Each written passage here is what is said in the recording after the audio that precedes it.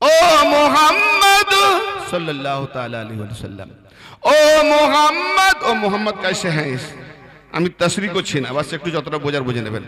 ও মোহাম্মদ है नूरे खुदा है, ओ मोहम्मद है नूरे खुदा है, ये न समझो खुदा से जुदा है। ओ मोहम्मद খোদার নূর, কিন্তু এটা ভাববেন না যে খোদার নূর থেকে আলাদা আছে।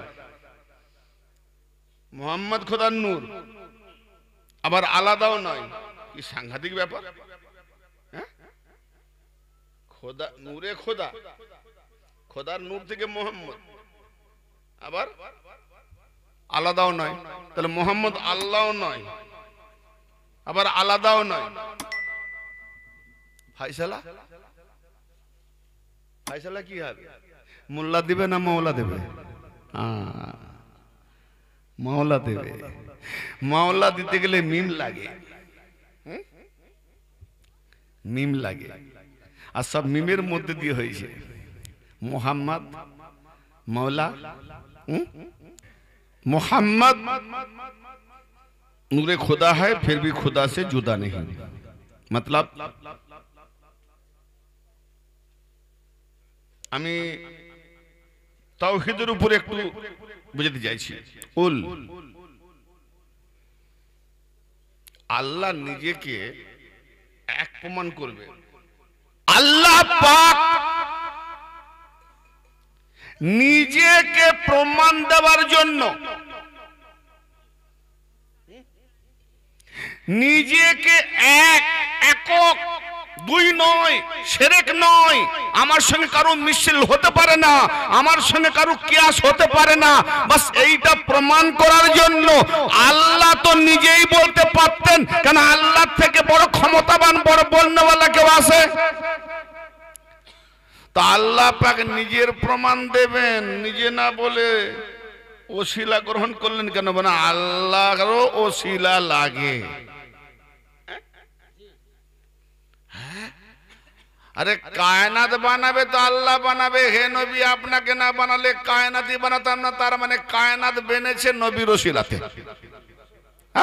তাহলে আল্লাহ খোদার খোদাই বানাতে গিয়ে নবী আল্লাহর ওসিলা, তো আল্লাহর জন্য যদি নবী ওলি আবার নবীর ওসিলা আলী, এও প্রমাণ দেবো, আসবো কোন হাদিস থেকে অগাধ প্রমাণ আছে। বাস আল্লাহ বলছে আমি এক, একক। হ্যাঁ তো বলো, কে না মানবে?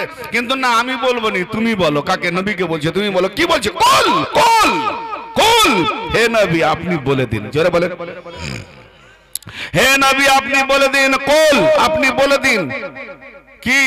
হু আল্লাহ আহাদ, তিনি আল্লাহ এক, একক।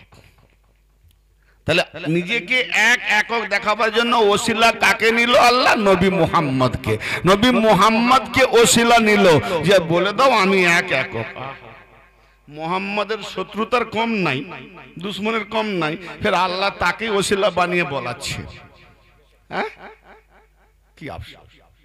তাহলে আল্লাহ নিজেকে দেখাবার জন্য, নিজেকে জানাবার জন্য, নিজেকে বুঝাবার জন্য মুহাম্মদকে বানানো ওসিলা, আর আল্লাহর দরবারে যাওয়ার জন্য আমাদের লাগবে না ওসিলা? তো নামাজে আমি যখন যাব, নামাজ যদি আল্লাহর ইবাদত হয়, কারণ না কারো ওসিলা দিয়ে নামাজ আমাকে পড়তে হবে। এটা কটা মোল্লা জানে? কারণ নামাজ জান্নাতে নিয়ে যাবে কোনো গ্যারান্টি নেই, কিন্তু নামাজ জাহান্নামে নিয়ে যাবে এরকম গ্যারান্টি কোরআনে অনেক জায়গায় আছে। কিন্তু কোন নামাজ? নামাজের বয়ান করলেন মসজিদ খালি রয়ে যাবে, এই জন্য করতে চাইনি। নামাজের হাকিকত কামেল পীর ছাড়া কে বলবে নামাজের হাকিকত? কেননা আপনি একটা হাকিকত বুঝে নেন, যখন মুকাব্বির ইকামত দেয় কাদ কামাতিস সালাহ, তাহকিক অর্থাৎ অবশ্যই নিঃসন্দেহ কি কদ কামাতিস সালাহ, নামাজ দাঁড়িয়ে গেল। ইমাম এখনো নামাজ শুরু করেনি, দাঁড়ালো কে? যিনি একামত দিচ্ছেন ভুল বলছে না ঠিক বলছে? এইটুকু চিন্তা করে যে দাঁড়ালাম তো মানুষ, আমরা কাতার মানুষ, তো ও কি করে বললো নামাজ দাঁড়িয়ে গেল? তার মানে বুঝলেন না, আপনি নিজেই নামাজ, আপনাকে নামাজের সুরতেই বানিয়েছে। মুহাম্মাদি সুরতটাই হলো নামাজ, আর আহমদি সুরতে পড়তে করতে বলেছে ইবাদত। অতএব আহমদি আর মুহাম্মাদির ডিজাইনে যদি না বানানো হতো, তাহলে এসব মানুষরা সুয়ার, হাঙর, কুমির, জন্তু, জানোয়ার হতো, ওই সুরতে হতো। যখনই দেখবেন মানুষ সুরতে, তার মানে মুহাম্মাদি আহমদি ডিজাইন। অতএব আল্লাহর নিজস্ব কোনো সুরত নাই, আল্লাহর নিজস্ব কোনো আকার নাই, আল্লাহর নিজস্ব কোনো ডিজাইন নাই। আল্লাহ তার নবী পাককে নিজের নূর দিয়ে বানিয়ে মুহাম্মাদি ডিজাইনে বানিয়ে বলছে, এই মুহাম্মাদের ডিজাইনে আদমকে বানিয়ে বলছে, আদম তোমাকে আমি আমার সুরতে বানিয়েছি। অর্থাৎ মুহাম্মাদের সুরতই আল্লাহর সুরত।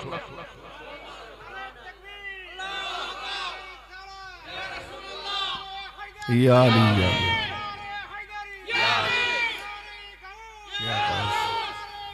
ইয়া গাউস ইয়া খাজা। তো ব্রাদার মিল্লাত, তাহলে আহাদ, আহাদ মানে কি? এক, একক, আহাদ। আহাদ আলিফ হে দাল। আচ্ছা বাংলায় বলি, অনেকে আরবি হুরুফের ব্যাপারটা বুঝতে পারবে না। আ হয়াকার, আ হ ময়াকার দ, কি হবে? আহমদ। আ হয়াকার দ, আহাদ। আ হয়াকার দ, আহাদ। আ হ ময়াকার দ, আহমদ। আচ্ছা ম উঠিয়ে নিলে আহাদ, তাহলে ম উঠিয়ে নিলে আহমদ যে মোহাম্মদ রূপে মোহাম্মদ, মোহাম্মদ থাকে না, আহাদে চলে যায়। মানে রানী ফাকাদ রায়াল হাকামার মধ্যে মিমটাকে যখন তুমি উঠিয়ে দেবে পীরের সুরতের মধ্যে দিয়ে, তখনই আমাকে খোদা দেখবে। আবার মিম দিয়ে দাও, ওলি খোদা নয়। আল্লাহ কি বলছে? মোহাম্মদ খোদা নয়, খোদা থেকে জুদাও নয়, খালি পর্দার ফের আছে। পর্দাটা কি না? মিম, মিমের পর্দা। এই মিমের পর্দায় মুর্শিদ ধরে পর্দা সরালেই দেখবে আনাল হক, আর পর্দা পড়ে গেলেই বলবে কেউ আনাল হক নয়, আমি হক। তখন আসবে সৃষ্টিতে, আর পর্দা সরে গেলে হবে স্রষ্টাতে। এত তফাৎ আছে। পীর মুরিদি ওই পীর ধরে এমন পীর ধরবো, বলবে সুবহানাল্লাহ পর, আলহামদুলিল্লাহ পর। আরে বাবা, ওগুলো তো কেতাবে আছে, ঢেলে বিক্রি হয় না। তোমার মধ্যে 10 দরওয়াজার 9 দরওয়াজা খোলা, এক দরওয়াজা কেন বন্ধ? কোন দরওয়াজাতে শয়তান ঢোকে আর বেরোয়? কোন দরজায় শয়তানকে বেঁধে রাখা হয়? হ্যাঁ, 5টা নফসের খবর কোথায়? কোন নফস যায় আল্লাহর কাছে, কোন নফস থাকে ছাড়ায়, কোন নফস আবার ঘরে ঘরে ঘুরে বেড়ায়? রুহের ভাগ কটা? আসমান জমিন আল্লাহ বলছে আলাদা নয়। ওয়াহুয়া মাকুম আইনামা কুনতুম। 6 দিনে যে আমি আসমান জমিন বানিয়েছি, বানিয়ে আরশের উপরে আমি প্রতিষ্ঠিত হয়েছি। সূরা আল হাদীদ পড়ে দেখবেন, 6 দিনে আসমান জমিন বানিয়েছি। এবার বলুন, তখন তো সূর্য ছিল না, চন্দ্র ছিল না, দিন যদি না, সূর্য না থাকলে দিন হয় না, কি জি? তো সূর্য না থাকলে দিন হয় না। তো 6 দিনে বানিয়েছি, তো ওটা কোন দিন? মুলি সাহেব, কোরআন শরীফ তারাবিতে খতম পড়ার জন্য নাজিল হয়নি, আর কারু বাম্মার নামে বক্সে দেওয়ার জন্য নাজিল হয়নি। কোরআন পড়তে গেলে কোরআনের ওয়ারিস মাওলা আলীকে ধরতে হয়। হ্যাঁ, তাহলে এখানে কি বোঝা গেল? মিমে মোহাম্মদ, মিমে মুর্শিদ, মিমে মাওলা। হায় হায়, মিমে মোহাম্মদ, বাস মিমের পর্দা সরিয়ে দাও তো আহাদ দেখবে। কি স্যার কি বলছে কোরআন হাদিসের আলোকে? যে বাস মোহাম্মদ খোদা নয়, খোদা থেকে জুদা নয়। তার মানে মিম সরিয়ে দেবে। আল্লাহ পাক কি বলছেন হাদিসে কুরসিতে? কুনতু কানজান মাকফিয়ান, আমি পুশিদা খাজানা ছিলাম, লুকায়িত সম্পদ ছিলাম। হ্যাঁ, হায় হায় হায়। কুনতু কানজান মাকফিয়ান ফাআহবাবতু আন উরাফা ফাখালাকতুকা ইয়া মুহাম্মদ। আল্লাহ বলেন আমি লুকায়িত সম্পদ ছিলাম। কে সম্পদ? আপনারা আমার হামারের ওই ঘরে হামারে যে ধান আছে ওই সম্পদ ভাববেন না। তার 2-20 লাখ 10-20 লাখ টাকা আছে, আল্লাহ বলছে আমি সম্পদ। তার মানে পৃথিবী কায়নার নিচে উপরে কোথায় সোনা বেরোচ্ছে, মাটি থেকে হীরা বেরোচ্ছে, কে সৃষ্টিকর্তা? আল্লাহ। তাহলে যদি এত ধন সম্পদকে দেখে আমরা হাবাস হয়ে যেত, আল্লাহ খুদ বলছে আমি সম্পদ, অনুমান করা যাবে? আমি গুপ্ত খাজানা লুকায়িত সম্পদ ছিলাম, ফাহবাবতু, বাস আমার মধ্যে মহব্বত, আমি মহব্বত করলাম, ফাহবাবতু, আমি মহব্বত করলাম। কাকে? এত মহব্বত, এত ভালোবাসা যে আমি পুশিদা খাজানা ছিলাম, অতএব আমি মহব্বত করতে লাগলাম। ফাহবাবতু আন উরাফা, নিজেকে পরিচয় লাভের জন্য। আমি কে, আমি কে, আমার পরিচয় লাভ করাবার জন্য। ফা খালাকতুকা ইয়া মুহাম্মদ, বাস আমি নিজের পরিচয় করাবার জন্য নিজেকে মহব্বত করলাম, আর করাবার জন্যই আমি আপনাকে বানিয়েছি। জোরে বলেন সুবহানাল্লাহ। আল্লাহ তার নিজের পরিচয় জানার জন্য মুহাম্মদকে বানিয়েছে। তার কিসে ঢাকা ছিলাম না, আমি আমার আল্লাহই যে জাত সত্তা, সেই সত্তার যে একটা সিফাত, তার মানে দানা বীজ আছে ভেতরে, তার মধ্যে একটা চামড়া ঢাকা থাকে, ছাল ঢাকা থাকে, ঠিক না বেঠিক? তার মানে একটা বীজ রোপণ করে দিলে সে দেখিয়ে দেয়, দেখ এর ভেতরে কত বড় একটা বৃক্ষ ছিল। তাহলে বৃক্ষ, তোমার জাত গেল কোথায়? তুমি যেখান থেকে উৎপন্ন হলে তোমার জাত গেল কোথায়? তুমি কোরআনে বলেছো হুয়াল আউয়াল ওয়াল আখির ওয়াল জাহির ওয়াল বাতিন, তুমি আউয়াল, তুমি আখির, তুমি জাহির, তুমি বাতিন। ঠিক আছে, বাতিন দেখতে পাবো না, আউয়াল কবে হয়েছে জানি না, আখির কবে হবে জানি না, জাহির মানে দেখা যাবে, তো তোমাকে তো দেখতে পাবো, দেখাও। কি হ্যাঁ, আমার এটা বলার উদ্দেশ্য, যে কোনো জায়গায় পীর পীর করলে যাকে তাকে পীর ধরবেন না, ফেসে যাবে। সে নিজেই জানে না, আবার পীর মুরিদি করছে। সে নিজেই মুরিদ হওয়ার যোগ্য হয়নি, আবার পীর মুরিদি করছে। বলার আফসোস এইটাই। আমার কানে বহু খবর আসে, কত পীররাও বলতো, আমি আফসোস যাক বলা ঠিক নয়, প্রত্যেকটা মান সম্মান আছে। আমি ভাবি এরা এই লাখো লাখো মুরিদদেরকে কি শিক্ষা দিচ্ছে? হ্যাঁ, কি সব ব্যবসা? অবাক লাগে। তো ভাইজান, এখানে বোঝা গেল কি, যে নবী পাকের নূর, সেই নূরকে আল্লাহ নিজের আয়না বানিয়েছেন। নিজের পরিচয়। আর যেই বানিয়েছেন, আচ্ছা বলুন তো, আপনাদের মুখের সামনে যদি একটা করে আয়না ধরিয়ে দেওয়া যায়, কি দেখবেন? নিজের ছবি দেখবেন। তাহলে আয়নার মধ্যে দিয়ে যে প্রতিবিম্ব, আমি যেমন তেমনই দেখাবে তো? তাহলে আয়নার মধ্যে যেটা দেখছি ওটা আসল, ওটা সৃষ্টি না স্রষ্টা? না, আমি যেটা দেখাচ্ছি আমি নিজে, আমি সৃষ্টি না স্রষ্টা, তার মানে আমি আসল আর আমার নকল আয়না। জি, তাহলে আল্লাহ নুরি আয়নাতে দেখে বলছে প্রশংসিত, প্রশংসিত, আমি এরকম প্রশংসিত। এই প্রেম, প্রেম, প্রেম, কুনতু কানজান মাকফিয়ান, তাহলে মানে মুহাম্মাদি পর্দায় লুকিয়ে আছে আল্লাহ। জোরে বলেন, হ্যাঁ, কুনতু কানজান মাকফিয়ান, আমি দেখে বলছি প্রশংসিত। কি প্রশংসিত? আমরা কি বলি গো? দারুণ, দারুণ, দারুণ, তার মানে প্রশংসা, দারুণ, বাহ, কি সুন্দর প্লেন, বাহ, কানগুলো ভালো, সুন্দর দেখতে, মানে প্রশংসা হচ্ছে না? তো আল্লাহ যখন প্রশংসা করছেন, কার করছেন? নিজের না ছবির? নিজের করছে নিজেকে দেখে না ছবিকে দেখে? ছবিকে দেখে, আয়নায়। তার মানে আল্লাহ যে প্রশংসা করছে, এই জন্য নাম রেখেছে কি মুহাম্মদ। মুহাম্মদ মানে চরম প্রশংসিত।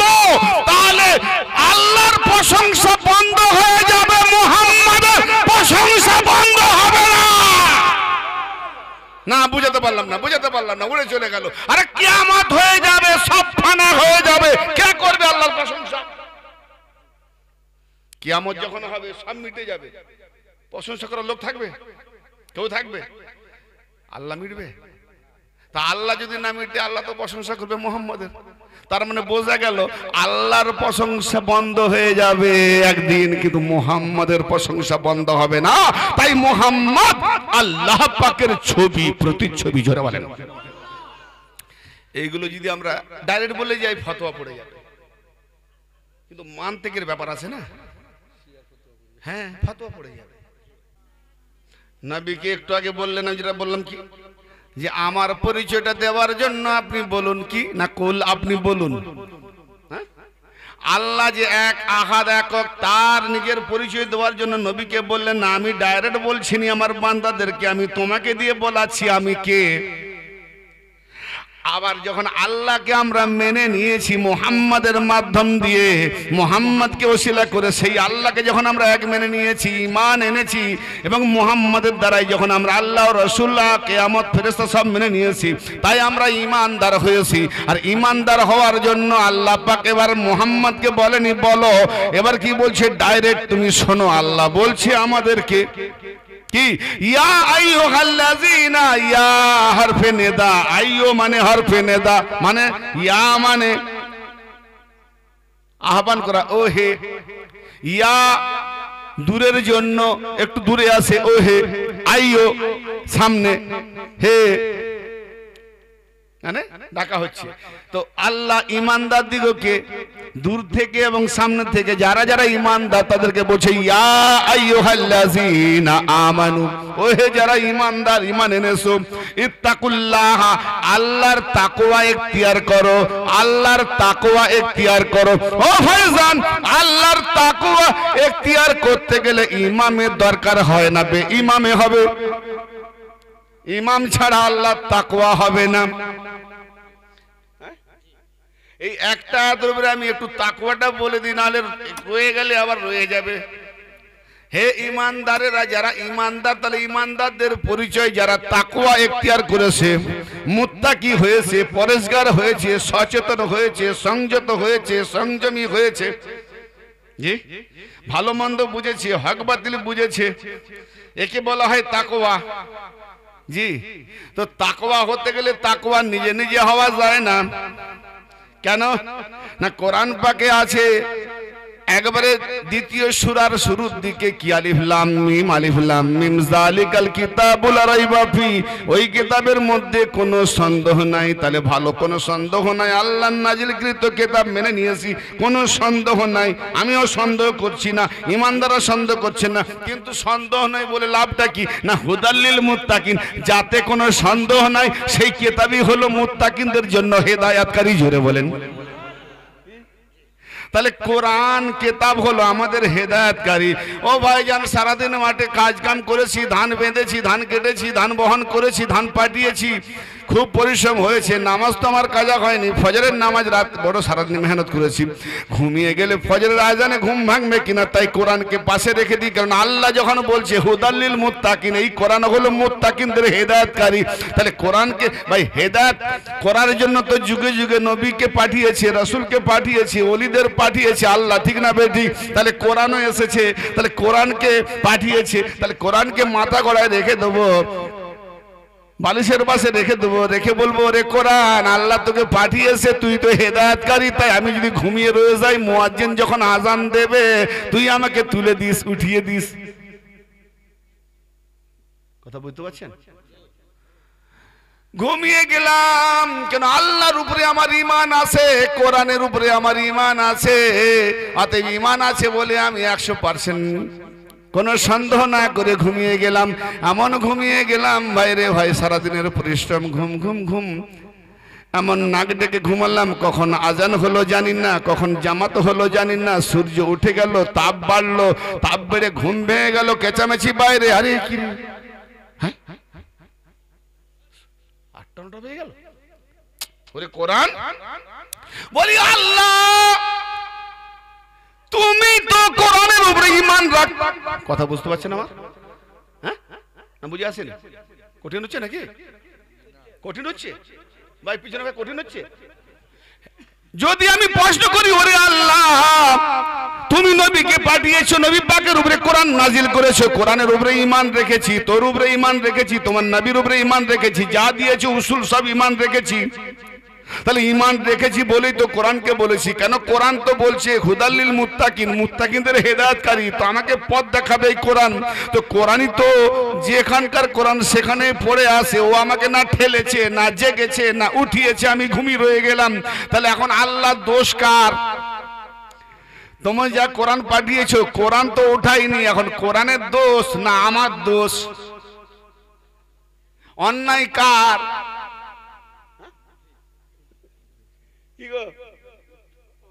কারণ না আমার আল্লাহ বলছে কোরআন হেদায়েতকারী, কোরআন জাগাবে। ওই জন্য বলি মুনিবি সাহেব ওই বাপ মার নামে পড়ে বক্সে দেওয়ার জন্য নাজিল হয়নি বক্সিম বলে।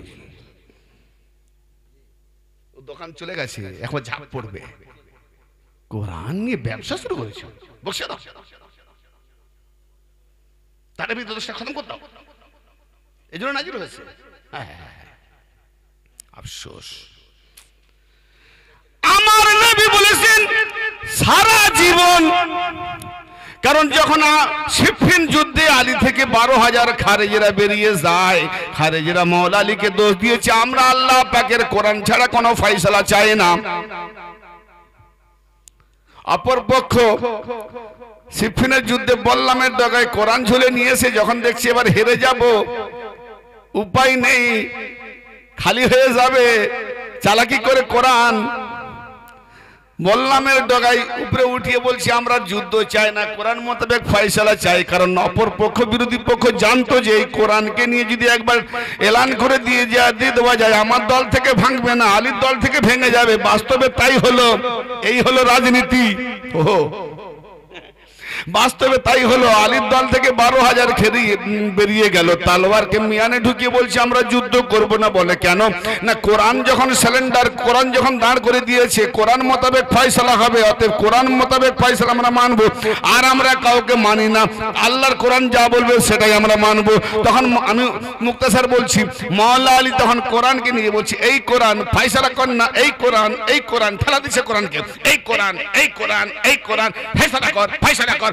খারেজি বলছে কি হচ্ছে, বলে তোমরাই তো বললে কোরআন ফয়সালা করলে আমরা মানবো, তো এখন কোরআনকে বলছি ফয়সালা কর। বলে কোরআন কি করে করবে, কোরআন আমরা পড়বো, তাহলে কোরআন তুমি পড়ে কি করে বুঝবে? নবী তো বলেছে আমি কোরআন না থেকে কোরআন, এ হলো খামোশ কোরআন, আর আমি বলনেওয়ালা কোরআন। অতএব আমি বলনেওয়ালা কোরআনের উপরে যখন তোমাদের ঈমান নাই, তো না খামোশ কোরআনের উপরে কি করে ঈমান রাখবে? খারেজি তার মানে বোঝা গেল যে এই কোরআন, এই কোরআন রূহ যদি বেরিয়ে যায় দেহের মধ্যে কোনো আর ক্ষমতা থাকে না, তো এই কোরআনের রূহ কোরআন হলো আমার আলী। জোরে বলেন।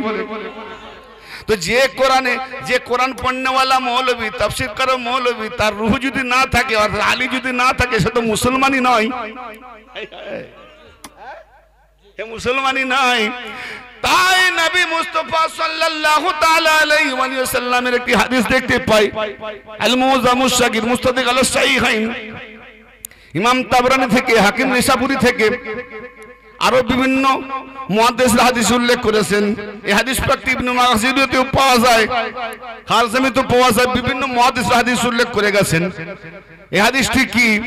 عن عبد الله بن عقيم رضي الله تعالى عنه قال قال رسول الله صلى الله تعالى عليه وآله وسلم إن الله تعالى أوحى إلي في علي ثلاثة أشياء ليلة أسري بي أنه سيد المؤمنين وإمام المتقين وقائد الغر المحجلين। হযরত আব্দুল্লাহ ইবনে আকিম রাদিয়াল্লাহু তাআলা আনহু হতে বর্ণিত, তিনি বলেন নবী মুস্তাফা সাল্লাল্লাহু তাআলা আলাইহি ওয়া আলিহি ওয়াসাল্লাম ইরশাদ করছেন যে আমি মেরাজ রজনীতে যখন সফর করছি, সেই মেরাজ সফর কালে আল্লাহ পাক আমাকে ওয়াজ শোনাচ্ছেন, তিনটি ওসিয়ত করলেন। কি ওসিয়ত?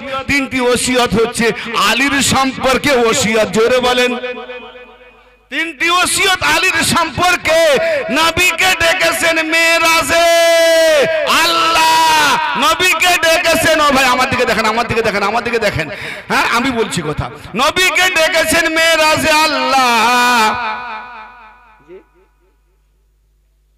শুধু নামাজ নামাজ, নবীর দেওয়া মেরাজ থেকে নামাজটা নিয়ে নিয়েছি, আর নবীকে যে আল্লাহ ওয়াজ শুনিয়েছে, তিনটে টপিক দিয়েছে, সেটা নেব না? হাজি হ্যাঁ না, কিছু বলছেন না কেন? কঠিন লাগছে নাকি? কাহানি কেসাই ডুবে থাকতাম, গজল সুর এইসব নিয়ে থাকি, তা আমাদের মতো লোকের ওয়াজ আর ভাল লাগবে না? এত কি লোড দিয়ে দিলাম নাকি? মানুষ তখনই কথা বলতে পারেন না যখন দেখবেন মাঠ থেকে কোনো ব্যক্তি ধান মাথায় করে আনছে বা কোনো বস্তা বই আনতেছে। কিরে ভাই কোত্থেকে আসছে, সে কথাই বলে না। তার মানে যে জ্ঞানী সে বুঝে নেবে যে ওর বোধহয় এত ভার, এখন কথা বলতে গেলে জিভ বেরোবে, হাঁ করতেই পারছে না। হ্যাঁ, বস্তাটা ফেলে বলছে তোর একটু জ্ঞান নেই, আমি এমনি ভারে পাচ্ছি না, গলা বসে যাচ্ছে, কোথায় গেছিলি? আমি ভাই অমুক জায়গায় গেছিলাম। ওই অবস্থায় কথা বলে, তখন আপনারাও আমাকে ঘুরিয়ে বলেন না যে আমরা এত লোড পড়ে যাচ্ছে আমাদের মাথায়, আবার বলছেন আমরা কথা বলতে পারবো? লোড পড়ে যাচ্ছে নাকি? তাহলে একটু হা না বলেন, আমি কি করে জানবো ঘুমোচ্ছেন না শুনছেন? লোডই পড়ে যাচ্ছে নাকি? আমি তো কোনো লোডেরই কথাই বলিনি, তবে হ্যাঁ 2-4 বার 5 বার যখন শুনবেন ম্যাগনেট, আর এই ম্যাগনেট থাকবে না, এই মগজ আর মগজ থাকবে না, ম্যাগনেট হয়ে যাবে। যার মগজে ম্যাগনেট হয়ে যাবে, মাওলা আলী পাকের ফাজাইল শুনতে শুনতে দেখবেন এমন ম্যাগনেট হবে, হক কথা চুম্বকের মতো আকর্ষণ করবে, না হককে ছুঁড়ে ফেলে দেবে। যেমন ম্যাগনেট লোহাকে ধরে, স্টিল ধরে না। অতএব যে জিনিসের জন্য যে ম্যাগনেট, যে যেমন বানায় তা সেটাই ধরে। তবে আমি কি কথা বলছিলাম যে কথাটা, যে আমার নবী মুস্তাফাকে আল্লাহ পাক 3টি ওসিয়ত দিচ্ছেন, 3টি টপিক দিচ্ছেন। সেই টপিকটি কি? নবী পাক বলছেন, যখন আমি মেরাজে সফর করলাম, সফরকালে আল্লাহ পাক বলছেন, হে নবী, আলীর সম্পর্কে 3টি ওসিয়ত করছি। কি না, আলী হলো মুমিনদের সরদার, মুত্তাকিনদের ইমাম, ও সাদা চেহারা নুরানি চেহারা ওয়ালাদের নেতা। জোরে বলেন, মুমিনদের সরদার। যেই সাহাবী নবীর উপরে ঈমান এনেছে সেই মুমিন। আর মুমিন যখন, তাহলে সকল সাহাবী মুমিন, আর যারা নবীর কথা মেনে নিয়েছে মুমিন, তাহলে মুমিনের সরদারকে কত নম্বরে নামাবে? ফাইসালা তোমার। তুমি 4 নম্বরে করবে না 1 নম্বরে করবে? এরকম অনেক রাওয়ায়াত আছে না, অনেক ফাজাইল আছে। আমি বলি নিশ্চয়ই আছে, কিন্তু আবার নবী পাকের ফাজাইলকে যে অনেক জায়গায় নিচু করেছে। হ্যাঁ, ইউনুস নবীর উপরে আমাকে উঠিও না, নবীদের সঙ্গে আমাকে ফজিলত দিও না, আমার নবী তাই। হ্যাঁ, কোরআন পাকে নবীদের প্রত্যেক নবীর সম্পর্কে বলেছে নবীদের উপরে বাজ কিছু কিছু নবীদের ফজিলত অনেক উঁচু, কিন্তু হাদিসে কি করেছে না, নবীকে বলছে ইউনুস নবীর মাতা তার সঙ্গে আমাদেরকে উপরে ওঠানো। তাহলে নবীকে যদি হাদিসের নিচে নামায়, তো ভাই একটু মানতে কি রাখতে হয়, কোরআনকে ফলো করতে হবে। হাদিস নিতে গেলে কোরআনকে ফলো করতে হবে। দ্বন্দ্ব আপনার সঙ্গে কোথায়? আপনি কি আমার পাকা ধানে মই দিয়েছেন নাকি? না আমার ব্যবসা বাণিজ্য সব তজবিজ করে দিয়েছেন? না, দ্বন্দ্ব ইমানের জায়গায়, হকের জায়গায়, ঠিক না ভাই? ঠিক, যেটা কোরআন আর হাদিসকে উভয়কে মিলিয়ে দেখবো যে নবী কি দিয়ে গেলেন। আখেরি কালাম একটাই, ইন্নী তারিকুন ফীকুমুস সাকালাইন কিতাবাল্লাহি ওয়া ইতরাতি আহলি বাইতি ইন তামাসসাকতুম বিহিমা ওয়া ইন্নাহুমা লান তাদিল্লু আবাদি ওয়া ইন্নাহুমা লা ইয়াফতারিকা হাত্তা ইয়ারিদ আলাইয়াল হাওসা। যেতে যেতে নবী পাক পৃথিবী থেকে বিদায় নেওয়ার পূর্বে এই হাদিসে ৭৪ ভাবে মুত্তাফিক আলাইহি হয়ে একদম হাদিসে ভরা আছে ৩২ জন রাবী থেকে। জি হ্যাঁ, তো যাক, নবী পাক যেতে বললেন আমি তোমাদের মাঝে 2টি বরাবর, কি বললেন? সাকলাইন মানে বোঝেন, ইপাল্লা কোন জিনিস না চাপালে দাঁড়ি বরাবর, দাঁড়ির পাল্লা মতো 2টি বরাবর ভারী জিনিস ছেড়ে যাচ্ছি। একটি হলো আল্লাহ পাকের কিতাব, আর দ্বিতীয়টি হলো আমার ইতরাতে আহলে বায়াত। এতটুকু সুবহানাল্লাহ। কি দিয়েছে? যে আমি তোমাদের মাঝে 2টো জিনিস দিয়ে যাচ্ছি বরাবর ওজন। একটি হলো আল্লাহ পাকের তরফ থেকে নাজিলকৃত কিতাব, আর দ্বিতীয়টি হলো আমার আহলে বায়াত, ইয়ানি ইতরাত, আমার বংশধর। এখানে আবার ব্যাখ্যা করে বিবিরাও তো আহলে বায়াত। আহলে বায়াত মানে ঘর পরিবার, ফ্যামিলি পরিবার। জি, এ নিয়ে রাওয়ায়াত আছে, তাই একটু ডিসকাস করে দিচ্ছি। কোন মেয়েকে বিয়ে দেওয়া হলো, সে স্বামীর ঘরে যতদিন থাকবে সে তার পরিবার। আবার যদি তালাক দিয়ে দেয়, বাপের ঘরে চলে এলো, তাকে কি বলা যাবে ও মুখের বউ? বলা যাবে? বলে জুতো মেরে দেবো, যখন ছিলাম তখন ছিলাম, ঠিক না? ও কালকে পরিবার ছিল, আজকে পরিবার নাই। আচ্ছা, কোন বাপ তার ছেলেকে ঘর থেকে বের করে দিয়েছে, কাল পরিবার ছিল এক জায়গায় ছিল, বের করে দিয়েছে, তাহলে এখন কি বলবে? এই উমুকের ছেলে। সে কি বলবে? এই যখন ছিলাম তখন আমি তার ছেলে, এখন ছেলে নাই বলবে? বুঝে নেন, ইতরা নবীর রক্ত সম্পর্কীয় বিবিরা আলাদা আহলে বায়ত, আর এখানে নূরানি রুমি চাদরের ভেতরে নবী দেখিয়ে দিয়েছে এরা আলাদা আহলে বায়ত। এরা দলিল, এরা হুজ্জত মুবাহালার ময়দানে। সিদ্দিক সিদ্দিকা ঘরে আছে, অথচ তিনজন করে কমসে কম নিয়ে যাবে, কিন্তু আলীকে নিয়ে গেলেন। ওখানে তো সাদাকাতের লড়াই, তালওয়ারের লড়াই নয় বাবা, তালওয়ারের লড়াই। আলী খুব সুজাস লড়াইয়ের দিক দিয়ে, তাই আলীকে নিয়ে গেছে। তালওয়ারের লড়াই ছিল না, ওখানে কিসের লড়াই ছিল? ইলমের লড়াই। আচ্ছা, আলী সব থেকে বড় আলেম, তাই আলীকে নিয়ে গেছে? না, এখানে সাদাকাতের লড়াই, সত্যবাদিতার লড়াই। খ্রিস্টানদের সঙ্গে সত্যবাদী কারা, মিথ্যাবাদী কারা, এই লড়াইয়ের মাঝে ঘরের মধ্যে আছে সিদ্দিক আর সিদ্দিকা। নিয়ে গেলেন না কেন? আল্লাহ বলছেন ওয়াকুনু মা সাদিকিন, তোমরা সত্যবাদীদের সঙ্গী হয়ে যাও। তো মুবাহালার ময়দানে দেখে নাও সত্যবাদী কারা, তাদের সঙ্গী হয়ে যাও। দলিল খুঁজে পাইনি, কোরআন থেকে পাইনি দলিল, পড়ে বসে দিচ্ছি। কি কথা বুঝে আসে না ভাই আমার? তাহলে কি বুঝা গেল? মুমিনদের সরদার আলী, ইমামুল মুত্তাকিন, মুত্তাকিনদের ইমাম হলো আলী। ওহো, তাহলে নামাজে কোরআন পড়বো, নামাজে কোরআন পড়বো। আর কোরআন এখানে মাথা গড়ায় রেখে বলছি তুই উঠিয়ে দিস, আমি সারাদিন পরিশ্রম করেছি।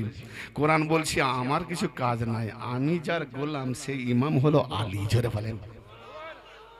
অতএব আলীকে ধরেলে আলীর রুহানিয়াতের আমতন ক্ষমতা তুমি যতই পরিশ্রম করো তোমাকে সে জাগিয়ে দেবে। জোরে বলেন।